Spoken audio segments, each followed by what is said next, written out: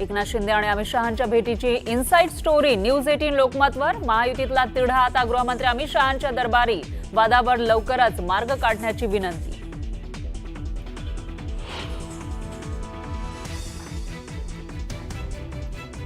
उद्धव ठाकरे आणि आदित्य ठाकरे दिल्लीमध्ये दाखल, विमानतळावर शिवसैनिकांकडून जल्लोषात स्वागत। ठाकरे राहुल गांधींची घेणार भेट।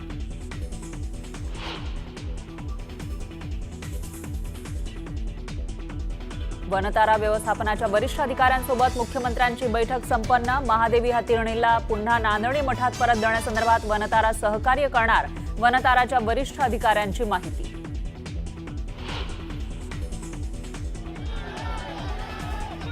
दादरच्या कबूतरखान्यावरील ताडपत्री आंदोलकांनी अखेर तूड हटवली, तर ताडपत्री काढण्यासाठी आंदोलक आणि पोलिसांमध्ये झटापट। दादरमध्ये तुफान राड्यानंतर आता वाहतूक सुरळीत।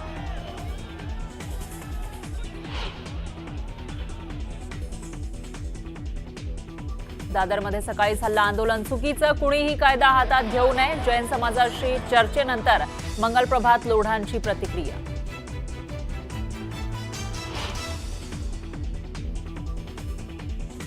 गेल्या काही दिवसांपासून शिंदे दिल्लीत घुटमळत आहेत। त्यांच्या पक्षाचे हेड आणि मार्गदर्शक दिल्लीत। संजय राऊतांचा शिंदेंच्या दिल्ली दौऱ्यावरून खोचक टोला।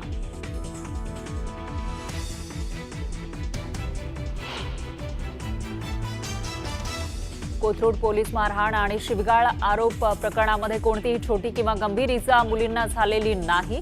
ससूनच्या वैद्यकीय तपासणीचा अहवाल समोर।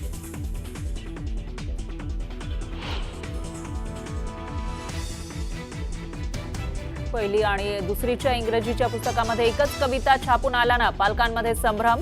महाराष्ट्र राज्य पाठ्यपुस्तक मंडळाच्या पुस्तकामध्ये घोळ असल्यानं प्रश्नचिन्ह उपस्थित।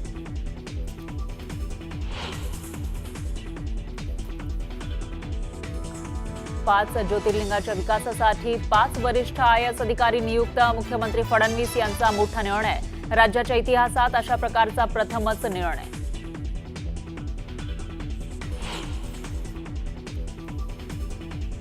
आणि उत्तर काशीमध्ये झालेल्या ढगफुटीमुळे गंभीर परिस्थिती निर्माण। पुण्यातील 25 जण उत्तराखंडमध्ये अडकल्याची माहिती। कालपासून कोणताही संपर्क होऊ न शकल्यानं कुटुंबीय चिंतेत।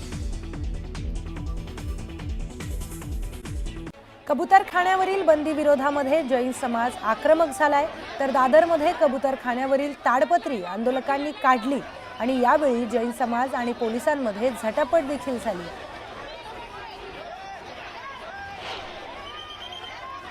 दादरमधील आंदोलन चुकीचं आहे, कोणीही कायदा हातात घेऊ नये। मुंबईकरांनी शांतता राखावी असं आवाहन मंगलप्रभात लोढा यांनी केलंय, तर मुंबईकरांच्या आरोग्याचा विचार केला पाहिजे असं देखील मंगलप्रभात लोढा म्हणाले। रिझर्व्ह बँकेचं पतधोरण जाहीर करण्यात आलंय। रेपो रेटमध्ये काहीही बदल करण्यात आलेला नाही, त्यामुळे रेपो रेट 5.5% कायम आहे। परळीतील व्यापारी महादेव मुंडे हत्या प्रकरणामध्ये आरोपींची नावं सांगणाऱ्यास SITनं बक्षीस ठेवलंय। माहिती देणाऱ्यास नाव गोपनीय ठेवलं जाईल आणि त्याला बक्षीसही देण्यात येईल। जालन्यातील अंबड शहरामध्ये छत्रपती शिवाजी महाराजांचा पुतळा बसवल्या प्रकरणी आमदार नारायण कुचेंसह 43 जणांची निर्दोष मुक्तता करण्यात आली। पुरावे नसल्यानं सर्वांची निर्दोष मुक्तता करण्यात आली। सोलापूर शहरामध्ये मध्यरात्री झालेल्या पावसामुळे अनेक भागांमध्ये पाणी साचलंय, तर एकाच दिवशी 109 मिलीमीटर पावसाची नोंद करण्यात आली आहे। रस्त्यावर साचलेल्या पाण्यातून नागरिकांना वाट काढावी लागते। सोलापुरात मुसळधार पावसाची दमदार एंट्री झाली आहे। मध्यरात्रीपासून सुरू असलेल्या पावसामुळे शहराच्या सखल भागामध्ये पाणी साचले, तर तुंबलेल्या पाण्याचा निचरा करण्यासाठी मनपाकडून युद्ध पातळीवर प्रयत्न सुरू आहेत। दक्षिण सोलापूर जिल्ह्याला पावसाने झोडपलंय। अनेक गावांमधील शेतकऱ्यांच्या शेतात पाणीच पाणी साचले। वस्तीवर राहणाऱ्या शेतकऱ्यांच्या घरातही पावसाचं पाणी शिरलंय। अनेक दिवसांच्या विश्रांतीनंतर नांदेडमध्ये पावसाने हजेरी लावली। पावसासोबत जिल्ह्यामध्ये ढगाळ वातावरण कायम आहे। जिल्ह्यात अनेक ठिकाणी पाऊस बरसल्याने बळीराजाला दिलासा मिळाला। पुण्याच्या इंदापूर तालुक्यात पावसाची संततधार सुरू आहे, तर सकाळपासून पावसाने दमदार हजेरी लावल्याने वातावरणात गारवा पसरला. धाराशिव जिल्ह्यामध्ये पावसाची संततधार सुरू असून काल रात्रभर 8ही तालुक्यांमध्ये जोरदार पाऊस कोसळला. गेल्या काही दिवसांपासून दडी मारलेल्या पावसाने आता हजेरी लावल्यामुळे शेतकऱ्यांमध्ये देखील समाधानाचं वातावरण पाहायला मिळते. बीडच्या माजलगाव तालुक्यामध्ये झालेल्या मुसळधार पावसामुळे माजलगावकरांना चांगलाच दिलासा मिळालाय. दडी मारलेल्या पावसानं हजेरी लावल्यानं परिसर देखील जलमय झालाय. सांगली जिल्ह्यामध्ये मध्यरात्रीपासून पावसाची रिमझिम सुरू आहे आणि त्यामुळे कामानिमित्त बाहेर पडणाऱ्यांची दमछाक झाली आहे. सतत पडणाऱ्या पावसामुळे नागरिकांची देखील धांदल उडाली.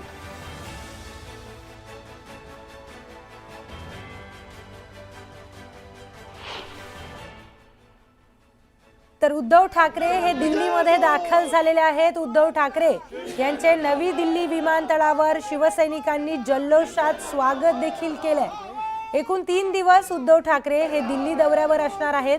तर आपल्या या दौऱ्यादरम्यान ते अनेक जणांची भेट घेणार आहेत. त्यामध्ये महत्त्वाचं म्हणजे ते खासदार शरद पवार यांची भेट घेणार आहेत. तसेच अन्य महत्त्वाची कामे देखील ते दिल्लीत आल्यावर करणार आहेत.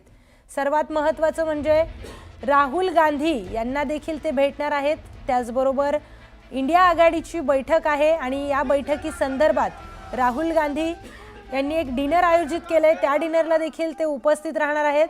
तर नवी दिल्ली विमानतळावर उद्धव ठाकरे यांचं आगमन झालेलं आहे आणि शिवसैनिकांकडून फुलं उधळून त्यांचं जल्लोषात तिथे नवी दिल्लीमध्ये स्वागत करण्यात आलेलं आहे.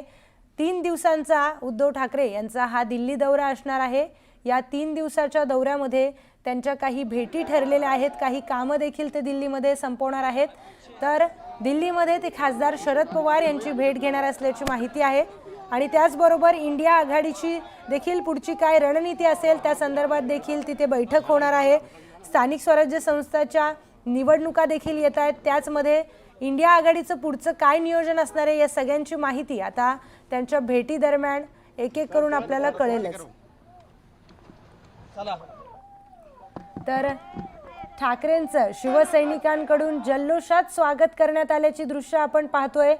फुलं उधळून शिवसैनिकांकडून स्वागत देखील करण्यात आलंय. पुन्हा आपण आपले प्रतिनिधी प्रशांत लीला रामदास यांच्याकडे जाऊयात. प्रशांत, अगदी जल्लोषामध्ये शिवसैनिकांनी उद्धव ठाकरे यांचं नवी दिल्ली विमानतळावर स्वागत केलेलं आहे. बरोबर आहे. खास करून जर बघितलं आपण शिवसेना उद्धव बाळासाहेब ठाकरे पक्षाचे नेते उद्धव ठाकरे दिल्लीत दाखल झालेले आहेत. त्यांचं स्वागत करण्याकरता त्यांचे सर्व खासदार म्हणजे संजय राऊत असो, त्यानंतर संजय दिना पाटील असो किंवा त्या अरविंद सावंत असो यासारखे अनेक नेते तिथे दाखल झालेले आहेत. सोबतच जर बघितलं तर आदित्य ठाकरे देखील शिवसेनेसोबत इथे शिवसेना पक्षप्रमुख उद्धव ठाकरे यांच्यासोबत इथे आलेले आहेत. त्यामुळे हे अत्यंत महत्त्वाचं आहे की तिथल्या कार्यकर्त्यांनी, खास करून दिल्लीतल्या कार्यकर्त्यांनी त्यांचं उल्हासात स्वागत केलं आहे. यामध्ये त्यांनी जोरदार घोषणाबाजी देखील केली आहे. पण आपल्याला माहित असेल की आज सायंकाळी शरद पवार यांच्या निवासस्थानी सगळ्या महाविकास आघाडीच्या खासदारांना जेवण देण्यात येणार आहे. त्यावेळी देखील शरद पवार यांची भेट घेण्याकरता उद्धव ठाकरे दाखल होणार आहे. त्यामुळे आजची ही बैठक अत्यंत महत्त्वाची मानली जाते, कारण की उद्या इंडिया आघाडीच्या बैठकीच्या पूर्वी महाविकास आघाडीच्या नेत्यांची ही बैठक होत आहे. त्यामुळे या बैठकीकडे संपूर्ण देशाचं लक्ष लागलेलं आहे. स्टुडिओ निश्चितच प्रशांत, तुम्ही असेच जोडलेले राहा. पुढची एक महत्त्वाची बातमी समोर येते. महायुतीचा तिढा आता अमित शहा यांच्या दरबारी पोहोचलेला आहे. त्याचे फोटो देखील समोर आलेले आहेत. उपमुख्यमंत्री एकनाथ शिंदे हे गृहमंत्री अमित शहा यांना भेटलेले आहेत. बराच वेळ या दोघांमध्ये तब्बल 25 मिनिटं बंद दाराआड चर्चा देखील झाली आहे. तर महायुतीच्या वादावर लवकरच मार्ग काढण्याची विनंती देखील उपमुख्यमंत्र्यांनी गृहमंत्र्यांना केलेली आहे अशी माहिती सूत्रांकडून कळतेय. तर महायुतीच्या घटक पक्षांच्या वादाचा फायदा विरोधकांना मिळू नये यासाठी तुम्ही हस्तक्षेप करा आणि हा अंतर्गत वाद मिटवा अशी विनंती केल्याची माहिती सूत्रांकडून कळतेय. पुन्हा एकदा आपण जाऊयात आपले प्रतिनिधी प्रशांत लीला रामदास यांच्याकडे. प्रशांत, एकीकडे आपण बघतोय उद्धव ठाकरे यांचं जल्लोषात दिल्लीमध्ये स्वागत करण्यात आलं, तर दुसरीकडे उपमुख्यमंत्री एकनाथ शिंदे यांनी गृहमंत्र्यांची भेट घेतली आहे. तब्बल 25 मिनिटं दोघांमध्ये चर्चा देखील झाली आहे. काय हे सगळं राजकीय चित्र दिसतंय? महत्वाचं म्हणजे जर बघितलं साधारणतः ज्या पद्धतीनं माहिती मिळते की ही जी भेट होती ही साधारणतः 25 मिनिटांची भेट होती. प्रथमतः सर्व खासदारांसोबत अमित शहा आणि शिवसेनेचे सर्व खासदार एकनाथ शिंदे यांच्या नेतृत्वात बैठक झाली. साधारणतः ही 15 मिनिटं बैठक झाली.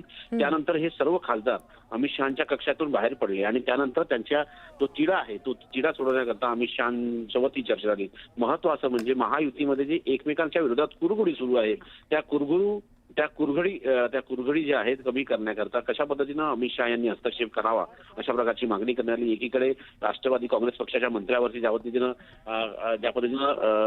कारवाई करण्यात आली त्यांची खातेबद्दल करण्यात आले त्याच याच्यावर मागणी होते की आता शिवसेनेच्याही मंत्र्यांवरती कारवाई करण्यात यावी. त्या संदर्भात देखील या बैठकीत चर्चा झालेली सूत्रांची माहिती आहे. महत्वाचं म्हणजे या तिन्ही घटक पक्षांची लवकरच अमित शहा बैठक बोलवतील अशीही शक्यता व्यक्त केली जात आहे. स्टुडिओ.